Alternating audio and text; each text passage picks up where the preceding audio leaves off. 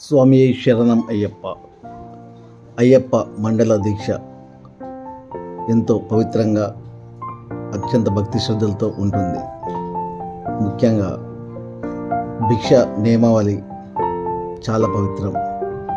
స్వాములు స్వయం పాకం చేసుకోవడంతో పాటు సాత్విక ఆహారం తీసుకుంటారు. స్వాముల బృందం సమిష్టిగా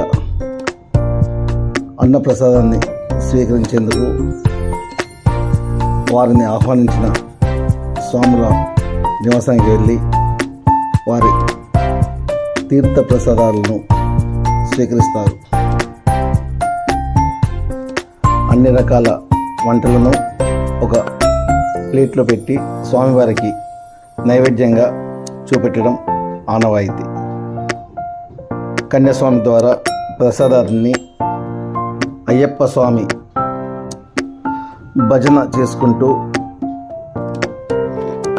స్వామివారికి నైవేద్యాన్ని సమర్పిస్తారు.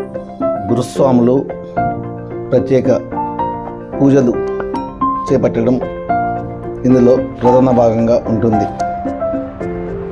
స్వామి శరణం అయ్యప్ప అంటూ తోటి స్వాములందరూ స్వామివారి పాదాలు పలుకుతుంటారు.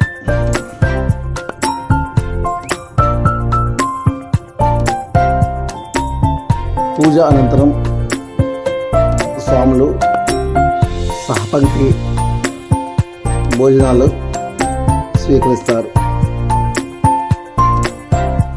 స్వామివారు ఆ ఇంటి మాత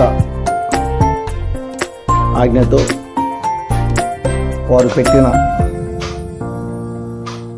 భోజనాన్ని దైవప్రసాదంగా భావించి భిక్షగా స్వీకరిస్తారు. అనంతరం వారు ఇచ్చిన దక్షిణ తీసుకొని అయ్యప్ప కర్ణకటాక్షాలు ఉండాలని ఆ కుటుంబాన్ని స్వాములు మనస్ఫూర్తిగా దీవిస్తారు. స్వామి శరణం, స్వామి శరణం. మీరు కూడా అయ్యప్ప స్వాములకు భిక్షా ప్రసాదాన్ని సమర్పించి స్వామివారి కర్ణకటాక్షాలు పొందాలి. స్వామి శరణం.